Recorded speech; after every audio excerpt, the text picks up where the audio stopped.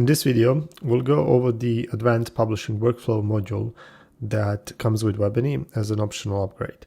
Say you have a Headless CMS content model called article, and you have a team of content editors. However, currently, if we just go here and I say a demo article, I can save this, but also I can publish this.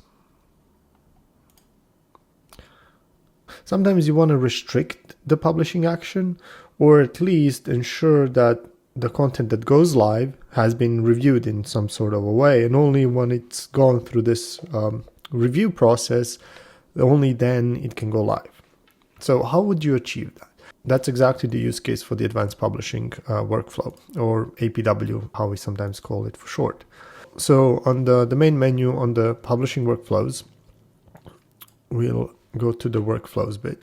We can define workflows for page builder, and we can define workflows for the headless CMS. Now, under the headless CMS, we're going to create a new workflow.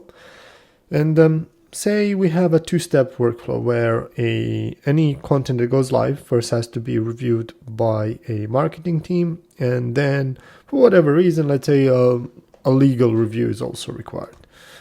So in that case, marketing review. Now, steps can be mandatory blocking. So imagine a multi-step process. If I'm in step 1 and it's marked as mandatory blocking, that means that I can't go to step 2 until I've resolved step 1. Mandatory non-blocking allows us to work at multiple steps in parallel. If I have step 1 and step 2, if I make step 1 as mandatory non-blocking, that means I can go to step 2, although I haven't resolved step 1, but I can't publish until I've resolved step 1. So it's mandatory to resolve this step for the publish action to happen, but it doesn't block, this step doesn't block the next step in line. Right? And non-mandatory means that this step is not required. So I can resolve it, or I can just skip it. Okay. In our case, let's make it mandatory blocking. And here we're going to assign who are the people that are going to act as reviewers in this step. A reviewer is a person that, first of all, will get a notification whenever a content goes into this particular step as part of the publishing workflow.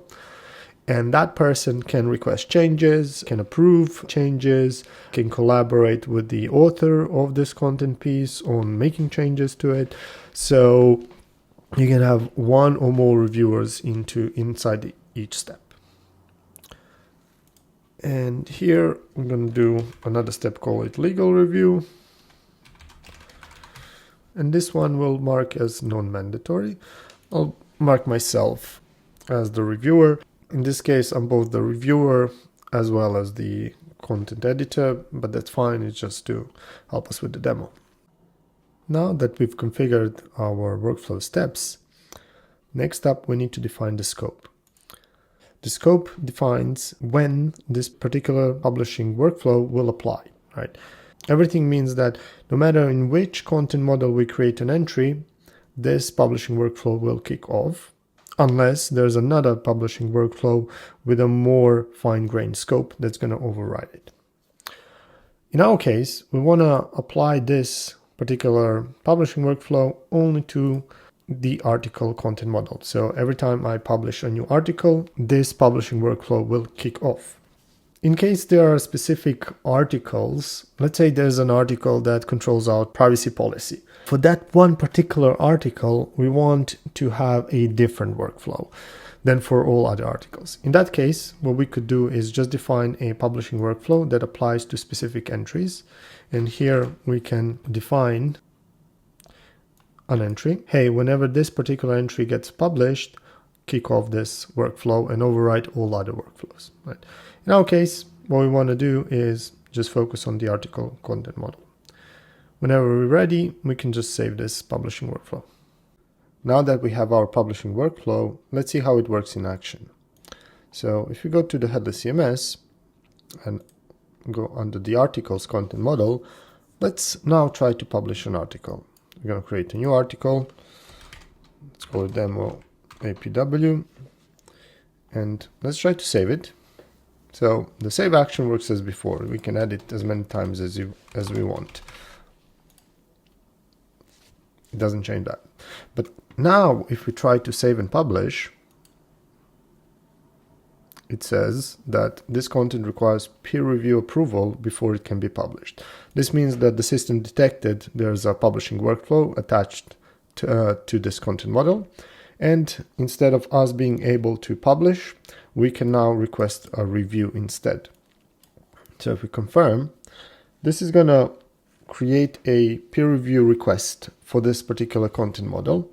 So for that revision one, and if you click here, we'll go back to the edit form to see that content model entry.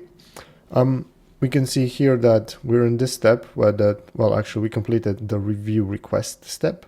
You can see when the review was requested. So the green circle determines that this step was completed. The orange circle tells us that this is an active step. So depending on that blocking, non-blocking, mandatory setting, the step that we can go into will be marked as orange, and steps that we can't yet activate are marked in gray. For steps that are active, you will have the number of pending change requests here, as well as if a sign-off was provided or not. So if we click on this marketing review, let's go into the actual step and see how the review process works.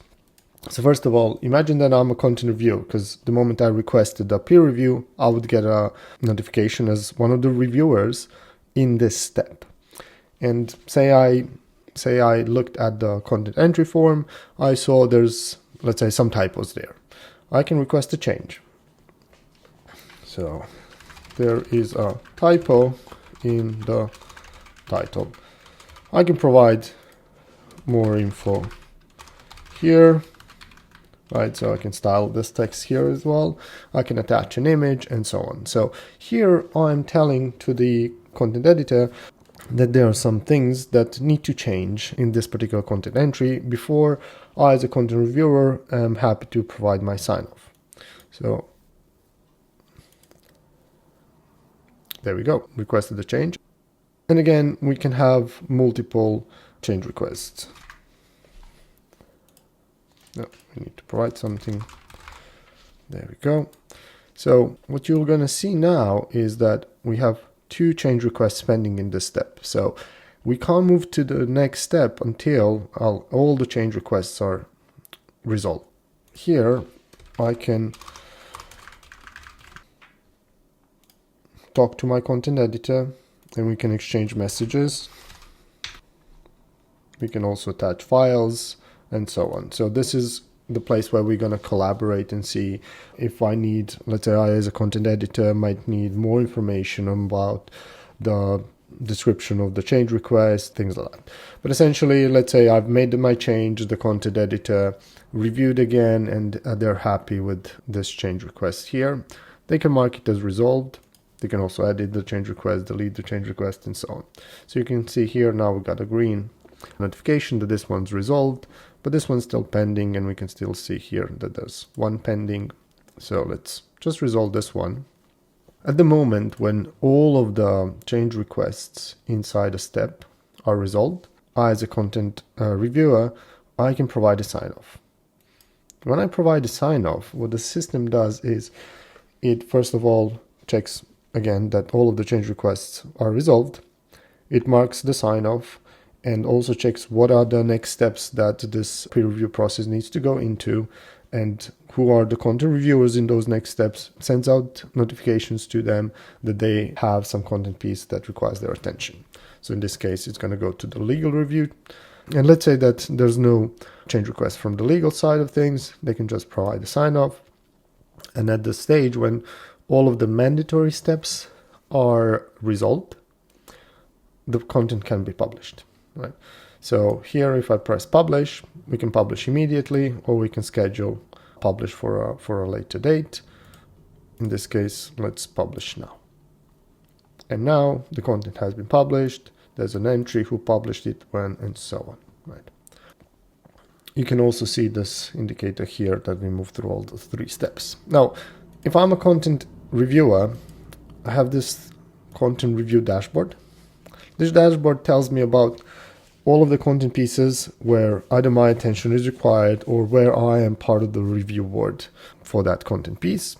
To make things easier for me, there's a nice filter here that says requires my attention. This list then shows me any content that is in a step where I am a reviewer, where I can provide input, right? So I don't need to see the full list of content. I don't need to understand in which content models I need to check articles and things like that. I just have this list, and this is pretty much the only list I as a content reviewer need to watch. And finally, if we go back to our article list, the demo APW, we see that it is published, right? So the whole review happened. Okay, so in this video, we've shown how you can create custom peer review workflows, how the steps are defined, the options for mandatory, blocking, non-mandatory, and all of that. How do you attach a workflow to a specific scope of a content? Lastly, how the whole workflow of publishing, requesting changes, providing sign-off looks like, and the content review dashboard that the content editors will see. All right. Hope this was useful. I'll see you on the next one.